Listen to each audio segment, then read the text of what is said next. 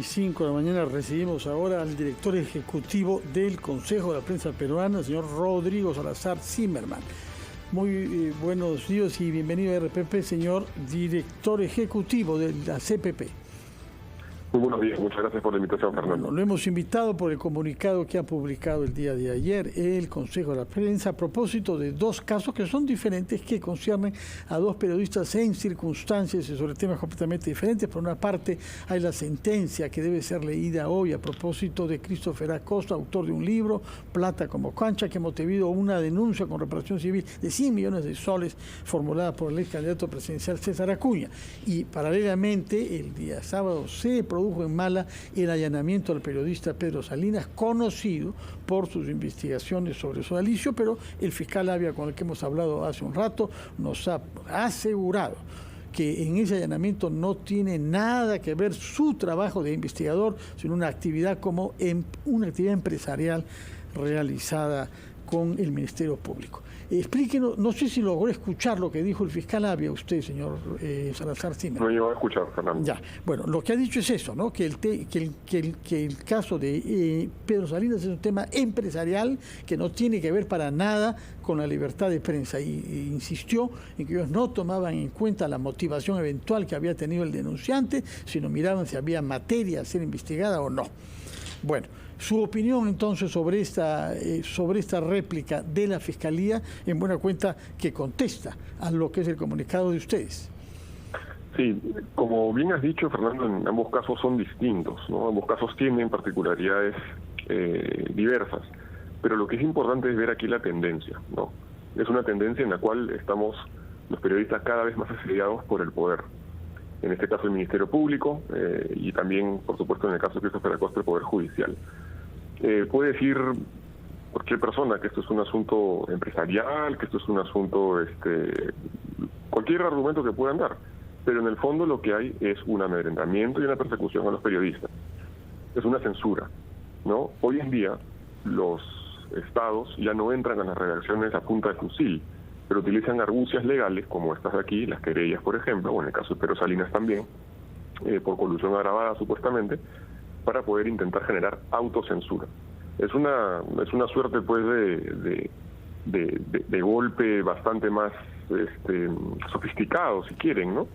Entonces, si además sumamos el hecho de que todo se ha dado en los últimos 3 días, no creo que estemos hablando de una coincidencia, no estamos hablando de una nueva tendencia que se está dando. Y de hecho, una que se ha sumado al Ministerio Público, que es bastante peligroso, ¿no? Rodrigo, ¿cómo está? Buenos días. Carlos, buenos días. Yo quisiera pedirle una opinión sobre los argumentos, en el caso básicamente de la denuncia contra Christopher Acosta, los argumentos presentados por la defensa de César Acuña para sustentar esta denuncia y sobre todo esta cantidad de dinero que ha pedido, que es, no sé cómo calificarlo realmente, pero tomando en cuenta que el libro se basa en fuentes debidamente documentadas con relación a la vida del señor César Acuña, fuentes públicas y además completamente verificables. Así es. Bueno, el mismo Christopher ha señalado varias veces que son 55 casos que están debidamente documentados. Este libro ha sido publicado por Penguin Random House, que es una de las editoriales más importantes y rigurosas que hay en el Perú. Entonces, evidentemente lo que sucede aquí es una persona, como el señor Acuña, que no quiere ser investigado por periodistas. Lo que está pasando ahora mismo con ese tipo de situaciones, como en el caso de Acuña, es que el Poder Judicial, en este caso, se está convirtiendo en una suerte de careta de los poderosos, de los políticos, de los empresarios y demás. Aquellas personas que no quieren ser investigadas, que utilizan o instrumentalizan la justicia para que esto no sea conocido por el resto del público. Recordemos además que César Acuña fue a Indecopi para evitar utilizar el nombre del libro, sí, ¿cierto? Entonces, están creando una suerte de legión de intocables en el poder, gracias al Estado, mismo Estado que debería justamente publicitar ese tipo de situaciones. ¿Cuál sería la dimensión, Rodrigo, del daño a una libertad tan fundamental en una democracia como es la libertad de expresión, si es que el fallo es contrario a Christopher?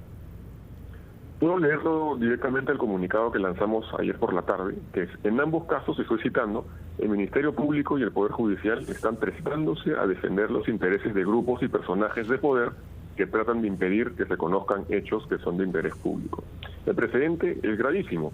Cualquier persona que quiera investigar a la señora Acuña más adelante va a decir, bueno, mejor no lo voy a hacer porque me van a caer 100 millones de soles de potencial de potencial multa, ¿no? El término judicial correcto. Y cualquier otro, por supuesto, personaje público, ya sea político o empresarial, podrá decir, bueno, ya sé que el Poder Judicial es un mecanismo de defensa para mí, entonces voy a presentarle una querella, ¿no? Yo creo que van a venir más casos como estos. De hecho, si consideramos desde los últimos 2 años, han venido sumándose más casos.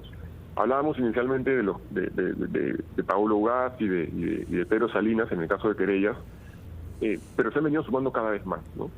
Y yo creo que esto abre una puerta muy, muy peligrosa, una puerta hacia un cuarto muy oscuro, en el cual se está utilizando poderes del Estado para poder evitar conocer las cosas que debemos saber de personajes públicos, como el señor Acuña. ¿Qué precedentes hay a lo que está pasando con Christopher Acosta? Es decir, la posibilidad de ser condenado por haber escrito un libro, pese a que ha respetado las exigencias del reporte fiel, es decir, citar cuando hay afirmaciones hechas por personas, poner entre comillas para que la responsabilidad sea asumida por quien lo ha dicho. Creo que hay varias decenas de citas en ese sentido. Y luego, por otra parte, buscar que el señor Acuña dé su versión, que es lo que intentó Christopher Acosta. Buscó contrastar el punto de vista de sus detractores con el propio. Me parece que hay el caso de Sally Bowen en el año 4 o 5, que también hizo lo mismo en una investigación sobre Vladimiro Montesinos y terminó condenada en primera instancia. Luego, naturalmente, vienen jueces superiores que tienen mucho más formación y una visión mucho más, digamos, rigurosa. Es probable de que pase una cosa así, condena en primera instancia y absolución en la segunda. Pero eso hace perder mucho tiempo y cuesta mucho dinero y disuade, como usted lo ha dicho, la independencia de los periodistas que saben que pende una espada de 100 millones de soles sobre sus cabezas y escriben sobre personajes poderosos. Es una preocupación constante, ¿no? Es decir, por más que uno pueda saber que es, entre comillas, inocente, que ha tenido la debida diligencia a la hora de investigar y que ha buscado las declaraciones del aludido, cuando pesa sobre uno un embargo, cuando pesa sobre uno cartas notariales, cuando le llegan a uno citaciones judiciales, audiencias, evidentemente es un tema de preocupación, eso genera un costo económico y emocional incluso. Vivir con esa espada de Damocles sobre la cabeza es después un atentado contra el periodismo, ¿no?